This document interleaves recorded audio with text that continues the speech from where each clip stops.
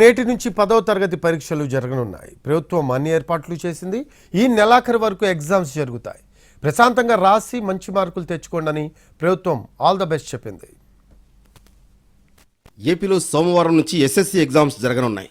ఇందుకోసం సర్కార్ అన్ని ఏర్పాట్లు చేసింది. ఉదయం 9:30 నుంచి మధ్యాహ్నం 12:45 వరకు పరీక్ష జరుగుతుంది.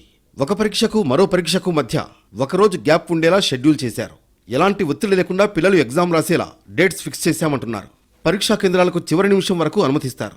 పరీక్షా కేంద్రాలను స్క్వాడ్స్ నిరంతరం పర్యవేక్షిస్తాయి.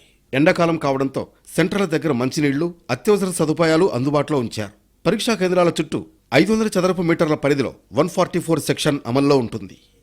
ఇవాళ ఫస్ట్ లాంగ్వేజ్, 19న రెండో లాంగ్వేజ్, 21న ఇంగ్లీష్, 24న గణితం, 26న భౌతిక శాస్త్రం, 28న బయాలజీ, 29న వొకేషనల్ పరీక్ష, 31న సోషల్ స్టడీస్ ఎగ్జామ్స్ జరుగుతాయి.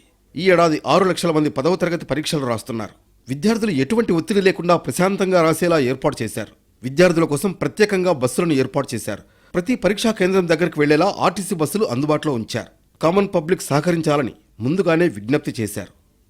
10వ తరగతి పరీక్షలు రాస్తున్న విద్యార్థులందరికీ మంత్రి నారా లోకేష్ శుభాకాంక్షలు తెలిపారు.